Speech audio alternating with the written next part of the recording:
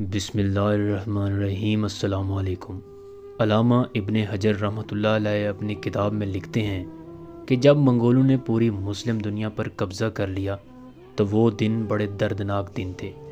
ایسے عالم میں ایک منگول سردار عیسائی ہو گیا۔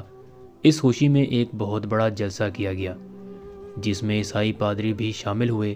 علامہ ابن حجر لکھتے ہیں کہ اس جلسہ میں ایک بدبخت عیسائی پادری نے دریدہ دہنی کرتے ہوئے حضور اکرم صلی اللہ علیہ وآلہ وسلم کی شان میں گستاخی کی تو پاس بندھا ہوا ایک کتا جوش میں آ گیا اور زور زور سے بھونکنے لگا۔ جلسہ میں موجود لوگوں نے پادری سے کہا کہ چونکہ مسلمانوں کے نبی کے خلاف بولا ہے اس لیے یہ کتا غیرت میں زور زور سے بول رہا ہے۔ پادری نے جواب دیا کہ نہیں، یہ ویسے ہی بڑا غیرت مند ہے، چونکہ میں نے ہاتھ سے اس کی طرف اشارہ کیا تو یہ سمجھا کہ مجھے مارنے لگا ہے، اس وجہ سے یہ غیرت میں آیا اور بھونکا۔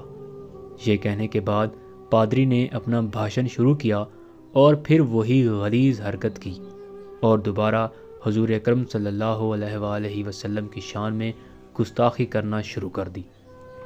علامہ ابن حجر لکھتے ہیں کہ اس بار کتا ایک دم رسہ توڑ کر پادری پر جھپٹا اور شیر کی طرح اس پر حملہ آور ہوا اور اپنے دانت پادری کی گردن میں گاڑ دیے اور تب تک گاڑے رکھے جب تک پادری مر نہ گیا۔